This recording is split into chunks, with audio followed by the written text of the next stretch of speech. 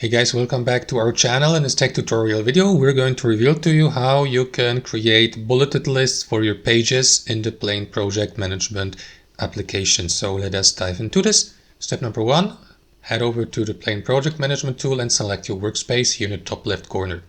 Step number two, navigate to your project here in the left panel. Step number three, click into Pages. Step number four, select your page, for example, from the public, private, or archived list. Let me go with that untitled page here for demonstration purposes. Step number five, you may give the page a title, however that step is optional. So if you'd like to add a numbered or bulleted list to the page, guys, simply click into that text field below where it says press / for commands and do exactly that. Press / and after that enter your command. In this case here, you will see the bulleted list already as a suggestion. If you don't see it, guys, you may simply enter the first letter of bulleted list, which will be a B, and then you will see the suggested entry here, or command here. So click into it to enter your first bullet point. Now you can enter text like, I don't know, BP1 or something like that.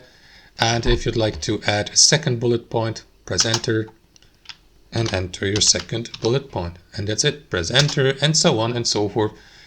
Alternatively, guys, you will see also that command here at the top, numbered list or bulleted list. You may use the shortcut Command Shift S or Control Shift S or Command Shift. I don't see it. I think it's not an S, it's an 8. Sorry, guys, Command Shift 8. Excuse me. Or Command Shift 7 for numbered list. And that's basically it, guys. That's how I do it. Hope you enjoyed it, got some real value from it. And we see you next time on our channel.